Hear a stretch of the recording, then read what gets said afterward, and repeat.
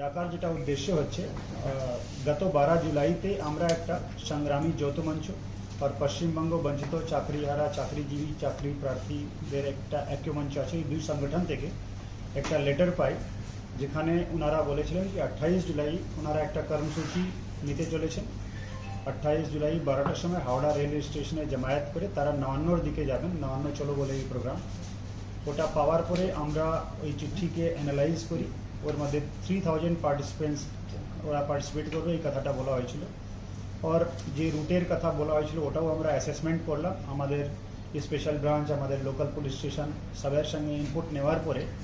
আর Nabanna surrounding যেরকম একটা high security zone ওখানে অনেকগুলো ইম্পর্টেন্ট গভর্নমেন্ট অফিসেস আছে। এর ছাড়া রাস্তার ট্রাফিকের কি সিচুয়েশন হবে সব কটা পয়েন্টকে মাথায় রেখে আমরা 15 তারিখে একটা চিঠি দিই।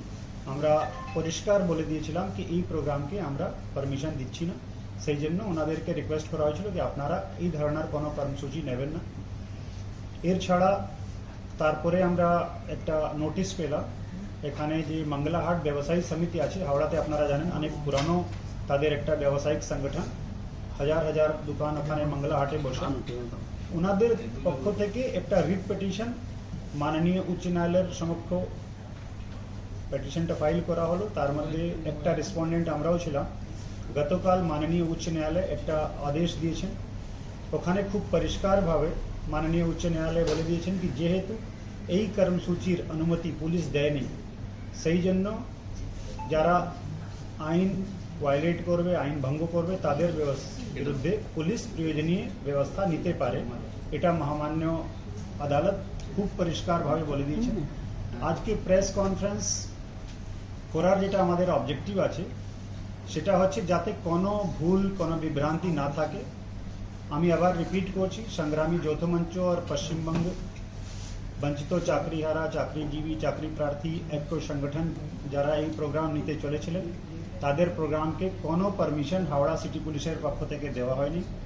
মাননীয় উচ্চ ন্যায়ালয় পরিষ্কারভাবে বলে দিয়েছেন কি কোনো অ্যাসেম্বলি কোনো বেআইনি জমায়েত এটা করা যাবে না। আর যদি কেউ বেআইনি জমায়েত করে তাহলে পুলিশ অ্যাজ পার ল ব্যবস্থা নেবে।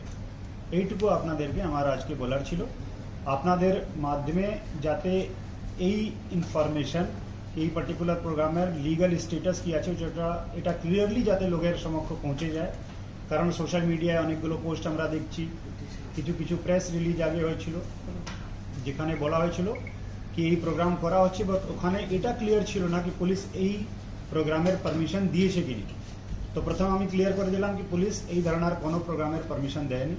তারপরে অনারেবল হাইকোর্ট যে অর্ডার করেছেন ওটাও খুব পরিষ্কার করে আপনাদেরকে বলে দিলাম কি ওখানে যদি কোনো বেআইনি জমায়েত হয় কোনো আনলফুল অ্যাসেম্বলি হয় তাহলে পুলিশ অ্যাজ পার ল ব্যবস্থা নেবে।